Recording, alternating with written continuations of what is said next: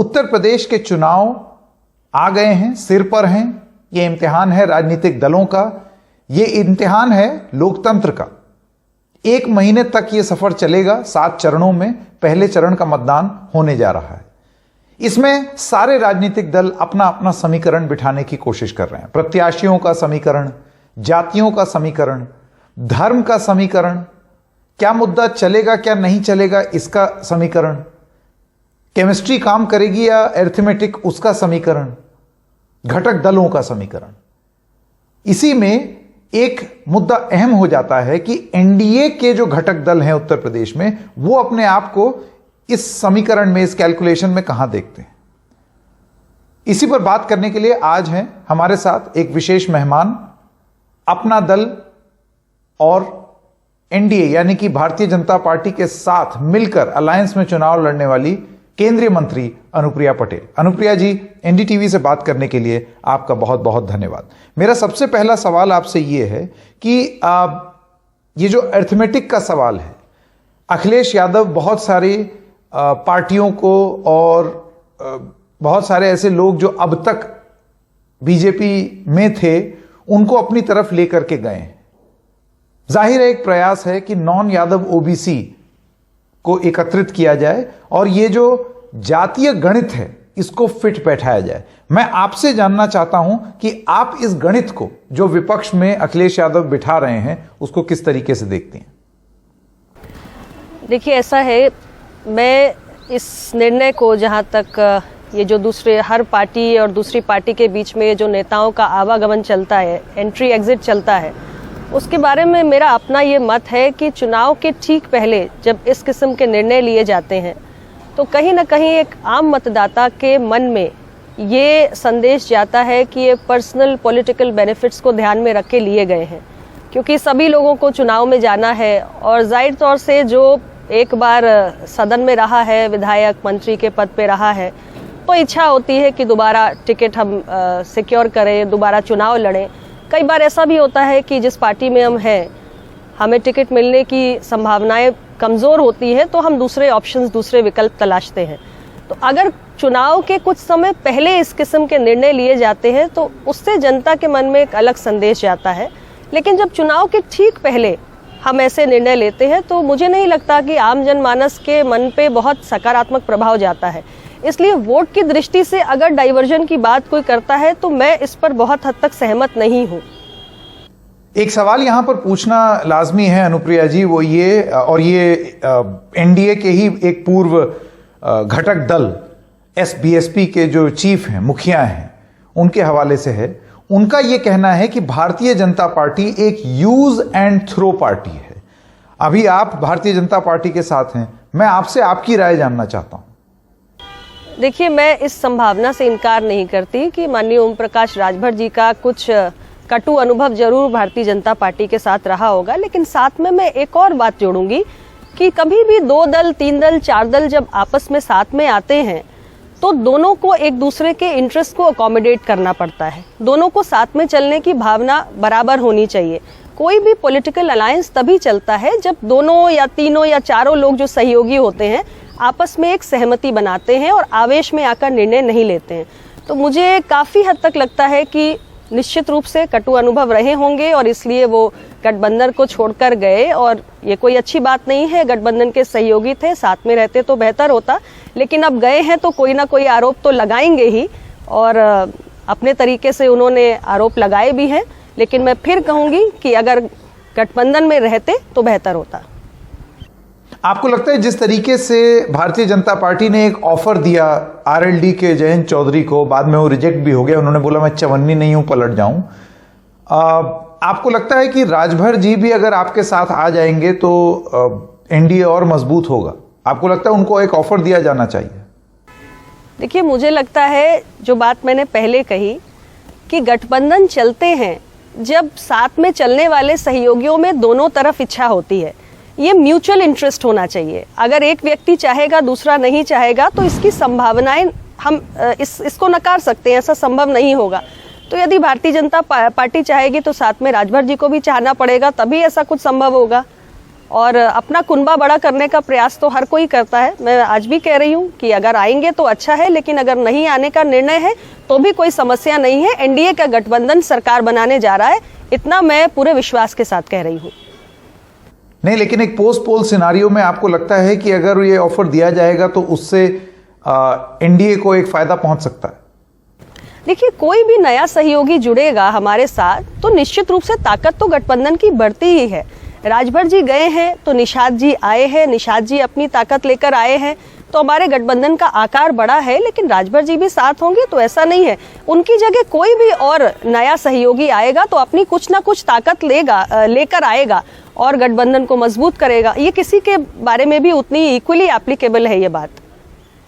ठीक है, अब बात करते हैं हम पश्चिमी उत्तर प्रदेश के रामपुर की, जहां पर एक बड़ा ही रोमांचक मुकाबला होने वाला है, और वो है आजम खान के बेटे और नवाब कासिम अली के बेटे हैदर अली खान के बीच में। हैदर अली खान जो हैं वो आपके प्रत्याशी हैं, यानी कि एनडीए के अकेले मुसलमान प्रत्याशी हैं। ये हुआ कैसे, ये समीकरण कैसे बैठा कि ये तय किया गया कि अकेला मुसलमान प्रत्याशी जो है वो अपना दल खड़ा करेगी?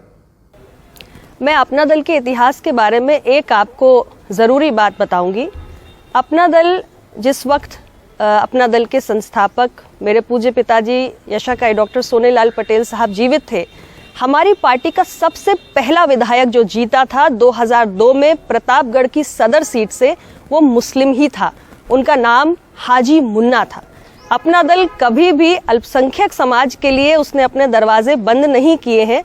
हमारी पार्टी के शुरुआती दौर से कई हमारे प्रदेश अध्यक्ष भी मुस्लिम समाज से रहे हैं, इसलिए हमारे दरवाजे कभी अल्पसंख्यकों के लिए बंद नहीं है। और हमने इस प्रत्याशी को फील्ड किया है तो आप इनके क्रेडेंशियल्स देखिए, युवा है, उच्च शिक्षित है, एक बड़ा राजनीतिक घराना है, एक साफ सुथरी छवि है।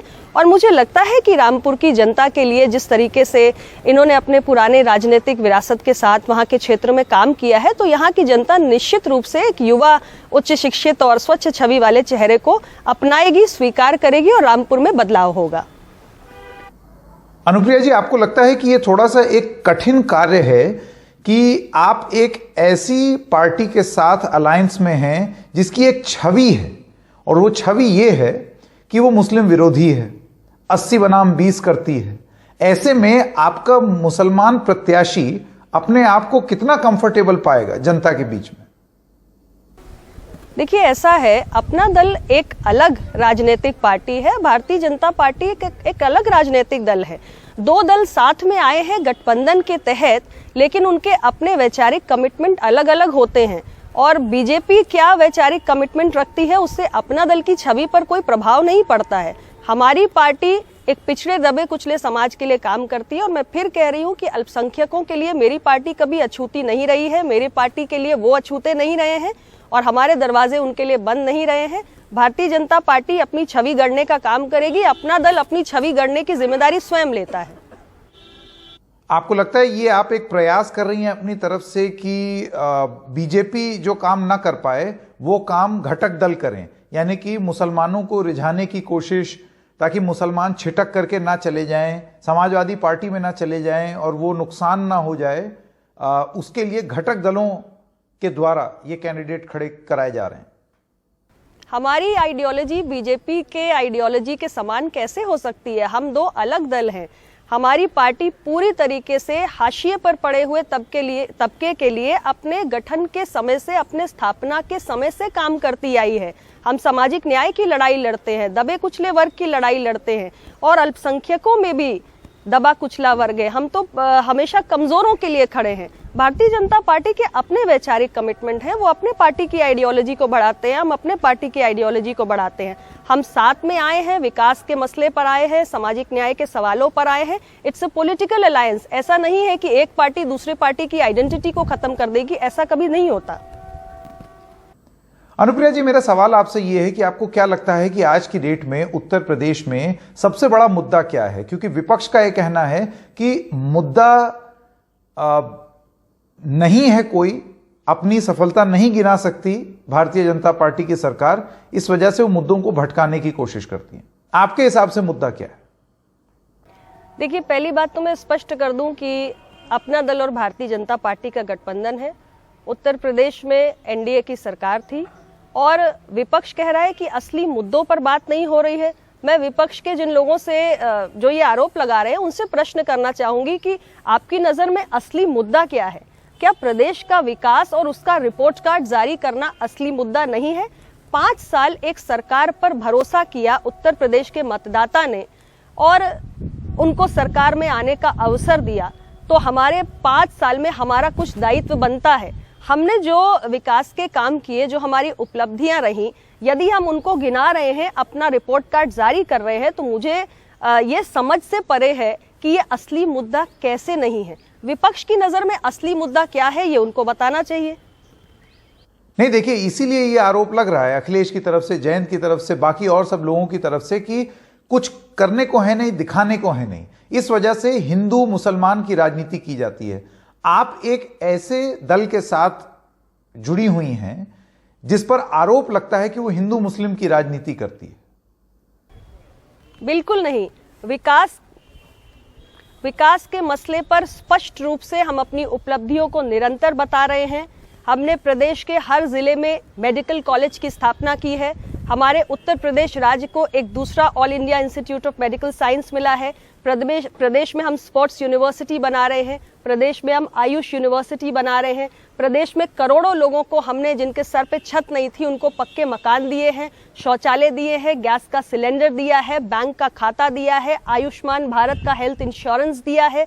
ये सारे विकास के काम है। नए एक्सप्रेसवेज हम बना रहे हैं, मॉडर्न पब्लिक ट्रांसपोर्ट सिस्टम बना रहे हैं, मेट्रो कितने शहरों में आई है। तो विकास के मसले पर कहां सरकार निरुत्तर है? हम तो अपना रिपोर्ट कार्ड जारी कर रहे हैं। बेरोजगारी की समस्या का जो आपने जिक्र किया, निश्चित रूप से मैं इसको डिनाई नहीं करूंगी कि कोरोना महामारी के दौर में हमारे देश के सामने बेरोजगारी का एक बहुत बड़ा सवाल खड़ा हुआ है और बहुत सारे लोगों के सामने ये समस्या आई है। लेकिन कोरोना की कल्पना क्या किसी ने की थी? और क्या कोरोना अकेला भारत में आया? कोविड पैंडेमिक ने पूरी दुनिया को प्रभावित किया, पूरे दुनिया की अर्थव्यवस्थाओं को हिलाकर रख दिया। हमारे सामने बेरोजगारी का सवाल आया है और हम धीरे धीरे करके हमारी अर्थव्यवस्था पटरी पर आ रही है। आप जानते हैं नया बजट भी आने वाला है और हम उम्मीद कर रहे हैं कि इस नए बजट के जरिए हम एक ऐसा, हमारे माननीय वित्त मंत्री एक ऐसा रास्ता निकालेंगे कि एक तरफ लोगों के हितों का संरक्षण भी हो, दूसरी तरफ जो सरकार का राजस्व है उसका विस्तार भी हो, मैन्युफैक्चरिंग को बढ़ावा मिले। बहुत सारे ऐसे पोटेंशियल सेक्टर्स हैं जिसमें जो रोजगार परक है, चाहे फार्मा का हो, स्टील का हो, लॉजिस्टिक्स का हो, ऑटोमोबाइल्स का हो। ऐसी हम एक मन में विश्वास है कि सरकार रोजगार परक, विकास परक ऐसा कुछ एक खाका खींचने का काम करेगी। इस पैंडेमिक से आप डिनाई नहीं कर सकते कि हमने लड़ने का प्रयास किया है।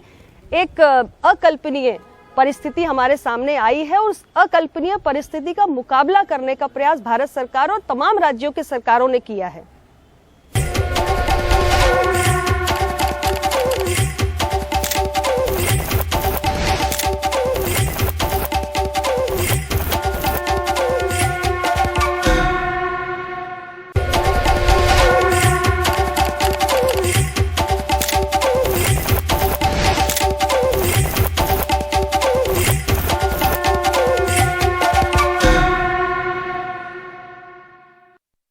ठीक है। अखिलेश यादव और जयंत चौधरी का यह कहना है पश्चिमी उत्तर प्रदेश में कि यह चुनाव किसानों को मान सम्मान देने का चुनाव होगा और इसी वजह से वो अन्न का संकल्प ले रहे हैं।